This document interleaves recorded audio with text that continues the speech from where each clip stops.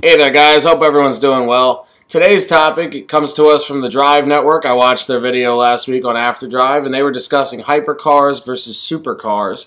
And that definitely got me intrigued, so I wanted to make a video to kind of address the issue from my perspective. For me, basically, hypercars are a subset of the supercar category, which is also a subset of the sports car category. So that is to say that all hypercars are supercars, but not all supercars are hypercars. And all supercars are sports cars, but not all sports cars are supercars.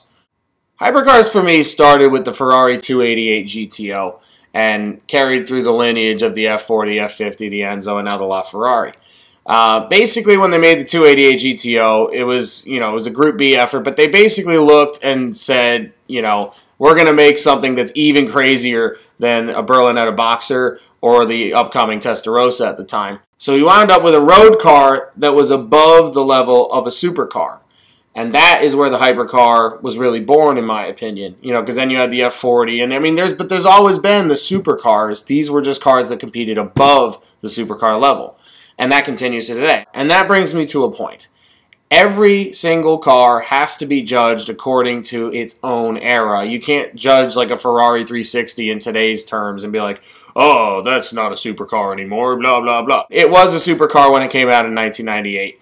And for me, cars don't lose their designations. They always are what they are. The performance itself changes, but that's the newer cars that are held to those standards. In the Drive video, a lot of what they were talking about with supercars was sort of the flash and image aspect. And for me, that really falls under a separate issue, which I term exotic.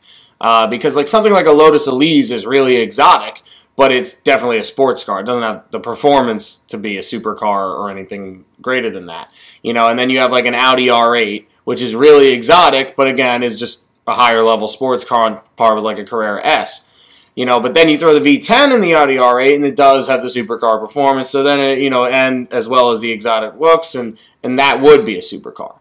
But yeah, in terms of what makes a hypercar, there's really, there's obviously the performance factor. I think if you look back at like GT1 racing in like the late 1990s, you had a lot of hypercars come from there, which were basically just detuned race cars. But today we have like the likes of the McLaren P1, the LaFerrari, the Porsche 918, and they're really pushing the technological boundaries of what's possible right now. And then you also have the other ones like the Koenigsegg, the Venom GT, and the SSE Aero, and the Bugatti that just have crazy speed and engineering. But they're not hybrid setups like these newer cars are. But, I mean, they're still very much hypercars.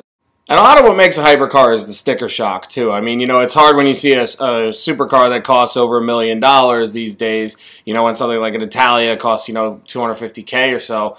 It's hard not to see that as being like, a couple levels above it because it's, multiple times the price.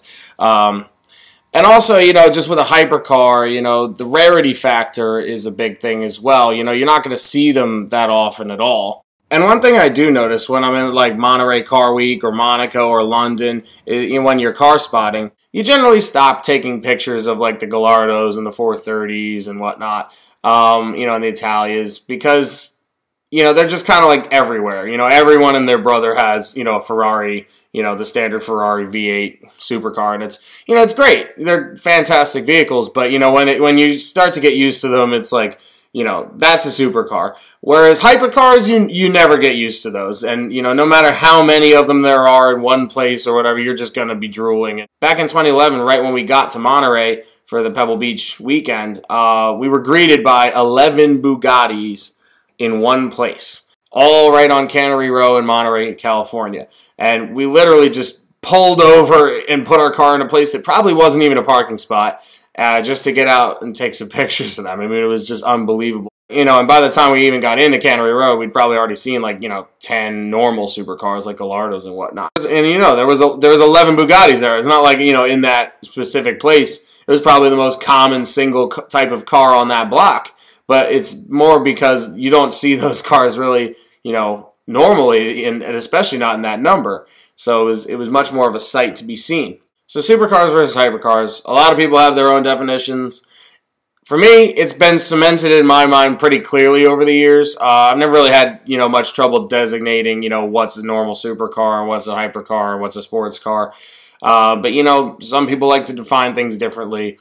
And that's all cool. You know, that's what makes this car stuff a lot of fun to, you know, talk with people and have debates, you know, over some beers and whatnot. So, you know, let me know what you think in the comments, and you see if you agree with me, if you disagree with me, and we'll see, you know, we'll see where the conversation goes. All right. Thanks, guys.